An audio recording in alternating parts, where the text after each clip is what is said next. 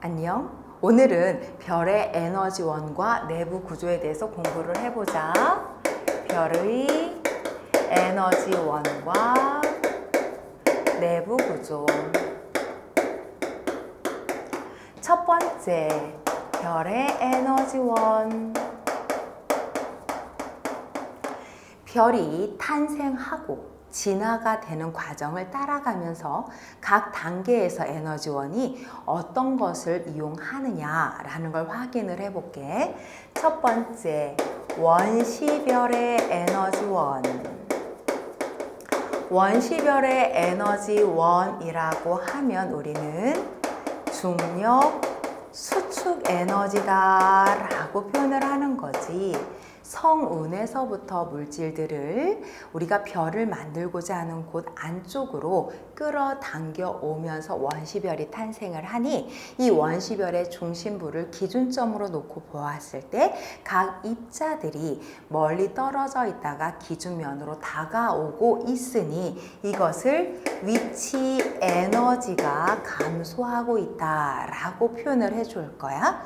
그러면 감소한 위치 에너지가 운동 에너지나 열 에너지로 전환이 되면서 이 원시별의 온도가 상승을 하고 빛을 방출하는 형태를 취하게 되는 거지. 두 번째, 이 원시별에서 주계열성으로 별이 진화가 되면 주계열성의 에너지원은 우리는 수소 핵융합 반응이라고 이미 알고 있단 말이야.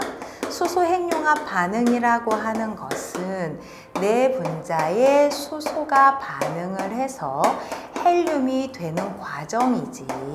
그래서 두 개의 양성자가 두 개의 중성자로 바뀌면서 헬륨을 형성을 하게 되는데, 이렇게 핵융합 또는 핵분열 반응을 통했을 때 질량이 결손이 된다.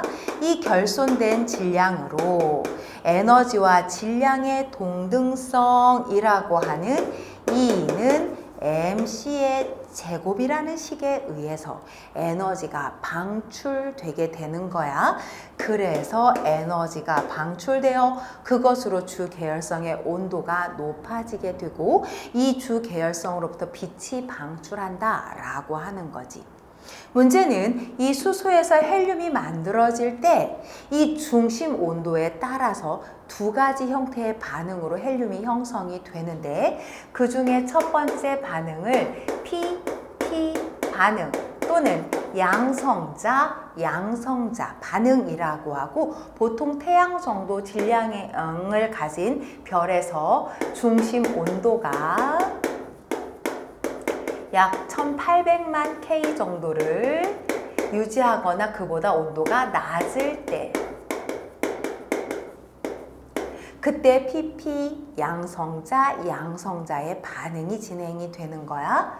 양성자의 반응은 수소가 결합을 해서 바로 중수소가 되는데, 이 중수소가 될 때 우리는 떨어져 나간 물질들이 있게 되겠지. 특히 양성자가 중성자로 바뀌어가는 과정에 이때 에너지가 방출된다.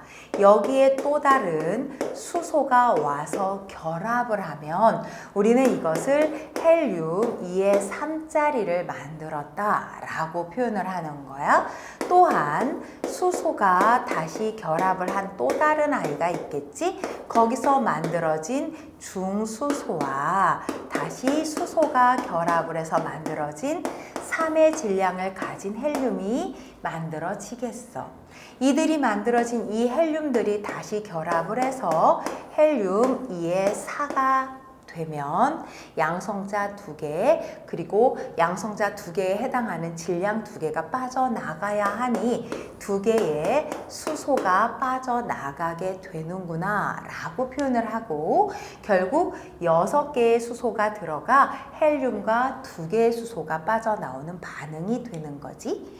이때 반응이 일어나는 각 단계마다 이 반응에서 질량 결손이 나오기 때문에 에너지가 방출되는 감소되게 된다라고 표현을 하는 거야.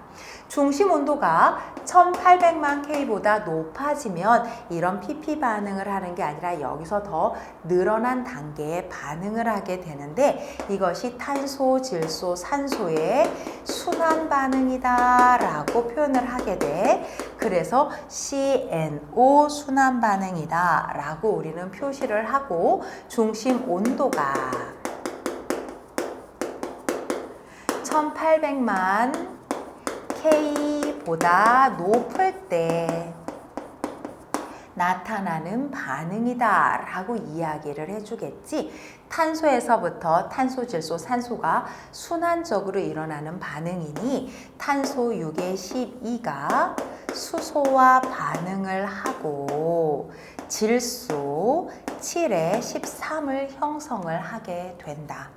이 중에 양성자 하나가 중성자로 바뀌면서 탄소 6의 13이 형성이 되는데 여기에 다시 수소 1의 1이 오는 거지. 그래서 만들어진 물질이 바로 질소 7의 14가 되는 거야. 여기에 다시 수소 1의 1이 오면 우리가 만든 건 산소 8의 15가 되고 이것이 다시 양성자 하나가 중성자로 바뀌게 되면 질소 7의 15가 되지.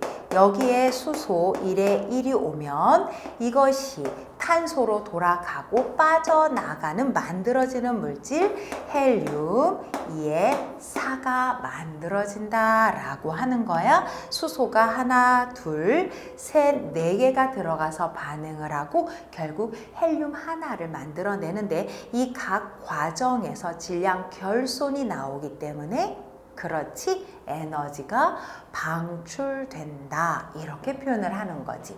이것이 주계열성까지 일어나는 반응의 형태. 그럼 이제 세 번째로 넘어가면 주계열성의 다음 단계인 적색 거성이나 아니면 초거성의 에너지원은 어떻게 될까라고 이야기를 해줄 수 있잖아. 자, 보통 우리가 이렇게 표현을 했어. 주계열성의 수소를 가지고 있어서 수소 핵융합 반응을 하는데 이 수소를 거의 다 소비를 했다. 그러면 주계열성에서 거성의 단계로 넘어간다 라고 한단 말이야. 그러니 여기에서 이미 헬륨들이 형성이 됐고 이 헬륨에서부터 헬륨 핵융합 반응이 진행이 되면서 적색 거성이나 초거성에서의 에너지원으로 쓰이게 되겠지. 그 중에서 첫 번째 헬륨 핵융합 반응이 진행이 되면 헬륨 핵융합 반응은 세 개의 헬륨이 반응을 해서 누가 되느냐? 탄소 6의 12가 되는 반응이다 라고 표현을 할 수 있고 이때 별의 중심 온도는 약 1억 K 정도다 라고 해서 1억 K 이상 1억 K 정도보다 조금 더 온도가 높을 때 또는 1억 K 전후 이렇게 표현을 하겠지. 1억 K 이상의 온도에서 반응을 한다. 이게 어디냐? 적색 거성. 그래서 적색 거성은 보통 탄소까지 생성이 된다.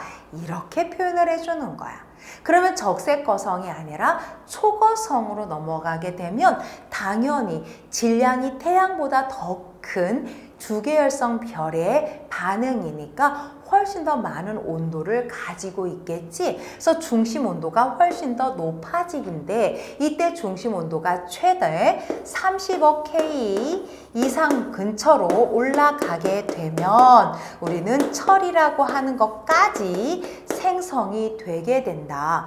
얘가 바로 누구냐? 초거성이다 라고 해서 헬륨 핵융합 반응이 바로 거성에서의 주된 에너지원이다 라고 말을 해줄 수가 있어. 자, 그러면 이 다음은 어떻게 될까라고 하는 거지. 자, 초거성까지 넘어가면 그 다음 단계는 그렇지. 초신성이라고 터지는 거니까 우리는 초신성에 터지는 에너지로 철보다 더 무거운 원소가 생성이 된다. 이렇게 정리할 수 있다. 두 번째, 별의 내부 구조.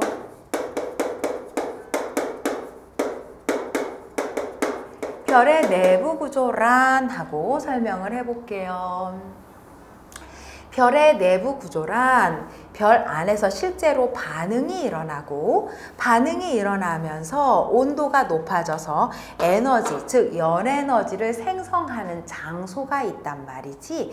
그래서 이 별 안에서 그런 구조의 특성상 별의 크기가 어떻게 변화하는가라는 얘기를 하고 있는 거야.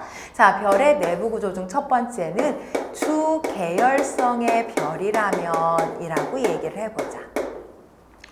주계열성의 별이라고 하는 것은 이미 정역학 평형 단계에 들어가 있다. 평형이라고 했으니 크기가 같다는 뜻이 되겠지? 무엇이 크기가 같겠어? 중력으로 수축하려는 에너지와 그 힘의 크기와 내부 압력의 크기가 같아진 거지. 내부 압력이라고 하는 것은 수소 핵융합 반응을 통해서 에너지가 만들어지고 만들어진 에너지에 의해서 바깥으로 나가려고 하는 힘을 표현하고 있는 거란 말이야. 이 둘의 크기가 같아지기 때문에 이미 안정화된 모양이야. 그래서 안정화된 모양의 구이다 라고 표현을 할 수도 있고, 안정화된 크기가 유지되고 있다 이렇게 표현을 할 수 있는 것이 바로 주계열성의 특징이야. 이런 주계열성으로 그 안을 더 들어가서 실제 속의 내부 구조를 보자. 자, 이 내부 구조는 아까 말을 한 것처럼 실제적으로 열을 만드는, 즉 에너지의 생성 장소가 있는데 이 에너지의 생성 장소를 우리는 그 별의 핵이다 라고 부르는 거야. 그럼 핵에서 만들어진 에너지는 가운데 핵이 있고 바깥쪽에 그 별의 표면이 있으면 이 핵에서부터 표면까지 에너지의 전달이 일어날 수 있는 구간이 필요하다라고 하는 거지. 문제는 이 에너지의 전달 방식인데 에너지의 전달 방식을 우리는 대류라고 하거나 또는 복사라고 하는 형태로 에너지를 전달할 겁니다. 자, 이 에너지가 전달이 될 때 언제는 대류가 되고 언제 복사가 되냐라고 하면, 대류가 일어나는 것은 이 중심부에 해당하는 이 핵과 표면까지의 양쪽의 온도 차이가 큰 경우, 복사라고 하는 것은 핵에서부터 표면까지의 온도 차이가 작은 경우 복사라는 형태로 에너지가 전달이 되는 거지. 자, 이것을 크기가 태양 정도의 별이냐 태양보다 큰 별이냐에 따라서 이 에너지가 방출되는 그 정도가 다르므로 온도 차이가 서로 다르게 구성이 되니 내부 구조가 좀 달라져. 자, 첫 번째, 태양 정도의 질량이다. 그러면 태양 정도의 질량에 해당하는 별은 안쪽에 핵이 있어. 그럼 핵에서 방출한 열이 빠져나오잖아. 그럴 때 먼저 이 온도 차가 적은 복사의 형태로 에너지가 빠져나옵니다. 그래서 복사층이 먼저 존재하고 표면이 있으면 표면 사이에 대류가 일어나는 대류층이 들어가지. 이런 구조로 만들어져 있는 별은 태양 정도 질량의 크기를 가진 별이다 이렇게 표현을 하는 거야. 그러면 두 번째, 태양보다 크기가 큰 경우지 태양 질량의 약 2배 정도로 2배 이상 큰 별의 경우 이렇게 표현을 할 수 있지. 그럴 때는 복사와 대류층의 위치가 바뀐다는 거야. 즉 다시 얘기하면 핵이라고 하는 곳에서 에너지를 만들어내는 건 동일한데 안쪽에 바로 그 에너지를 온도차가 크게 이동을 하는 대류층이 먼저 들어가고 이 대류층 바깥으로 표면까지 복사층을 형성하는 별의 구조를 갖는다라고 하는 거죠. 자, 이것이 바로 특징이다. 이러한 별의 내부 구조를 확인을 하고 나면 실질적으로 주계열성 이후에 그 다음 단계의 별들은 어떻게 얘네들의 크기가 변화하게 되는가라는 걸 봐야 되겠지? 그래서 세 번째, 주계열성 이후. 주계열성 이후로 변화가 되면 우리는 그렇지 적색 거성이거나 또는 초거성 이렇게 넘어가는 거란 말이야. 그래서 우리는 표시를 할 때 여기에다 거성이라고 표현을 할 수도 있고 아니면 적색 거성이나 초거성 이렇게 표시를 할 수도 있겠지. 자, 이들의 특징은 뭐냐? 안쪽으로 당기는 힘보다 안에서 만들어낸 에너지가 훨씬 더 커져서 이제 내부 압력이 중력 수축 에너지보다 커진 경우야. 그렇기 때문에 바깥쪽에 있는 이 에너지를 전달하는 대기층이 더더욱 바깥쪽으로 팽창이 되면서 크기가 커지기 때문에 거성이다라는 표현을 쓰게 되는 거지. 자, 이 이후에 드디어 네 번째 별의 마지막 단계를 한번 확인해 볼까? 별의 마지막 단계라고 하면 이것은 첫 번째 태양 정도 질량의 별.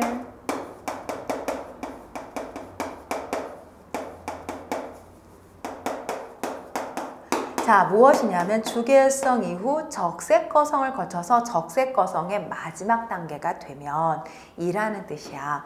적색거성이라고 하면 주계열성에서 적색거성이나 초고성으로 넘어갈 때 팽창을 해서 적색거성이 됐어, 이제. 그러면 적색거성이 되면 이미 수소는 거의 소진이 되었으니 수소 이후에 형성된 헬륨이 반응을 할 거잖아. 그래서 헬륨 핵융합을 해서 어디까지 만들어지느냐? 탄소까지 만들어집니다. 그 이유는 바로 중심핵의 온도 차이 때문이죠. 그래서 핵이 탄소 또는 산소까지 만들어내고 이게 핵입니다. 그리고 바깥쪽에 있다면 헬륨과 수소가 순서대로 더 얇은 층을 이루면서 형성이 된다. 그래서 이렇게 만들어지고 여기에서 행성상 성운이 되었다가 바깥 대기가 여기서 다 날아가면 이것이 백색 외성으로 진화한다. 이렇게 표현을 하는 거고 두 번째, 태양보다 질량이 큰 별이라고 표현을 하면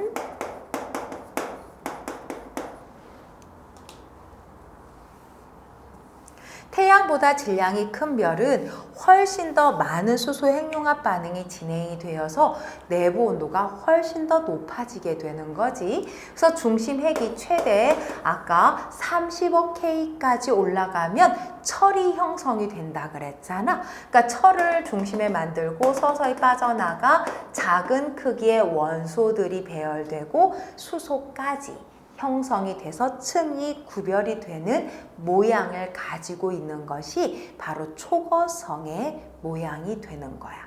그리고 나서 초거성은 그 이후 3번이 되겠네. 초신성이 되면서 초신성 과정으로 퐁 하고 터져 나간다 그랬잖아. 그래서 우린 초신성을 폭발이라고 부른다 그랬고 이 폭발에 의해서 다시 에너지가 발생하니 철보다 무거운 원소가 생성이 된다라고 우리는 정의를 하고 있다.